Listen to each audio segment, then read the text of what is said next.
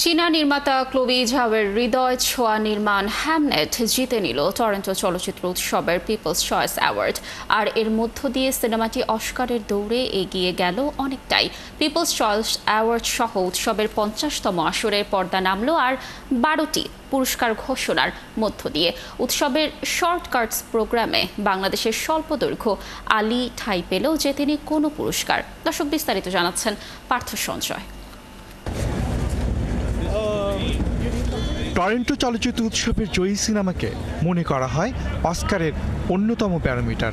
সে হিসেবে এবারের উৎসবে পিপলস চয়েস অ্যাওয়ার্ড জয়ী ক্লোই ঝাওয়ের নির্মাণ হ্যামনেট অস্কার দৌড়ে এগিয়ে গেল। And the winner of the People's Choice Award presented by Rogers is Hamnet.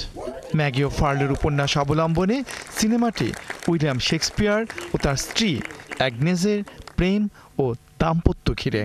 তবে এতে গুরুত্ব পেয়েছে তাদের ছেলে হ্যামনেট, যে 11 বছর বয়সে মারা যায়। সন্তান হারানো মা বাবার গল্পই পর্দায় বুনেছেন ক্লোই, যিনি এর আগেও টরন্টোতে সেরা হয়েছেন।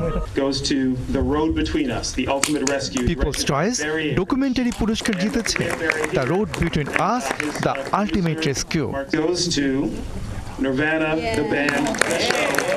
মিডনাইট ম্যাডনেস অ্যাওয়ার্ড জিতেছে Nirvana, the band, the show, the movie.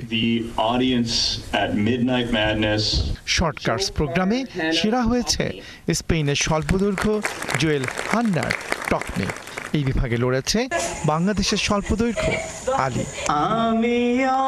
কানে স্পেশাল মেনশন পেলেও টরন্টোতে খালি হাতে ফিরলেন নির্মাতা আদনান আল রাজীব।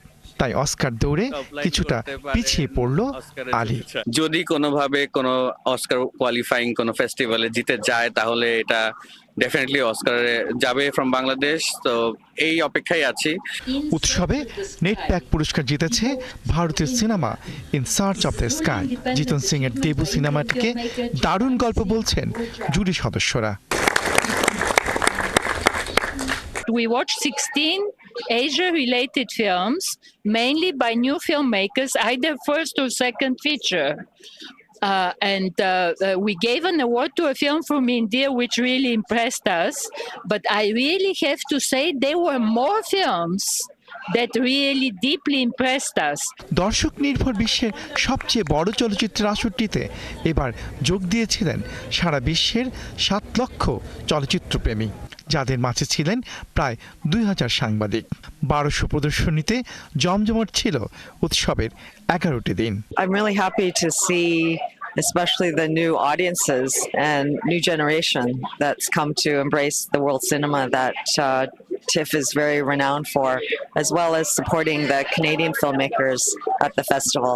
শেষ হলো 11 দিন ব্যাপী টরন্টো চলচ্চিত্র উৎসবের 50তম আসরের। বিশ্বের অন্য প্রান্তে যে চলচ্চিত্র উৎসব, তার সঙ্গে টরন্টোর পার্থক্য এখানকার প্রাণ দর্শক। আর তাই পুরস্কারও গুরুত্ব দেওয়া হয় দর্শকের পছন্দকে। পার্থ সঞ্জয়, 71, টরন্টো চলচ্চিত্র উৎসব, টরন্টো, কানাডা।